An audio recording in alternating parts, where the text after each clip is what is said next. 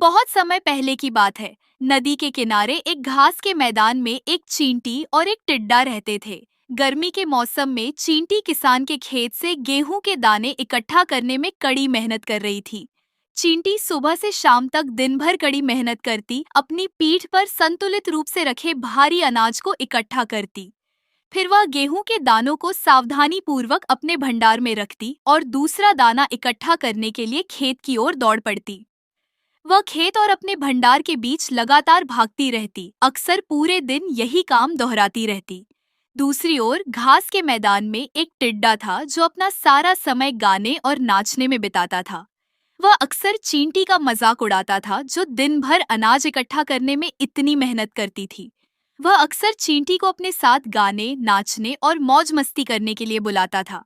हालांकि चींटी उसे अनसुना कर अपना काम करती रहती थी।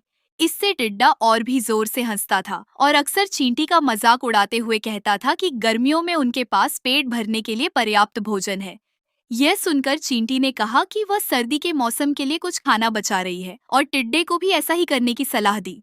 टिड्डे ने उसकी बात पर ध्यान नहीं दिया और खुशी से गाता नाचता रहा। जल्द ही ग्रीष्म ऋतु पतझड़ में और पतझड़ शीत ऋतु में बदल गई।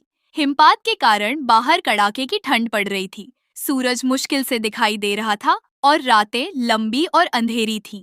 ठंड से ठिठुरते हुए टिड्डे का गाने और मौज मस्ती करने का मन नहीं रहा। उसे ठंड लग रही थी, भूख भी लग रही थी और बाहर बर्फ से बचने के लिए कोई जगह भी नहीं थी।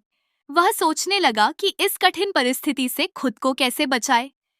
अचानक उसे चींटी की याद आई और वह भोजन और आश्रय के लिए उसके पास गया।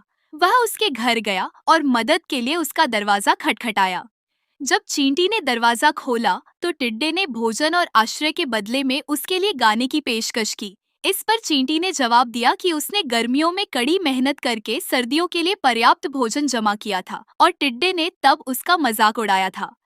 उसने विनम्रता से टिड्डे से कहा कि वह कहीं और गाए और अपना भोजन और आश्रय कमाए। तब टिड्डे को एहसास हुआ कि उसे गर्मियों में आलस्य में गाने और नाचने में समय बर्बाद करने के बजाय सर्दियों के लिए पर्याप्त भोजन जमा कर लेना चाहिए था। Please like and subscribe.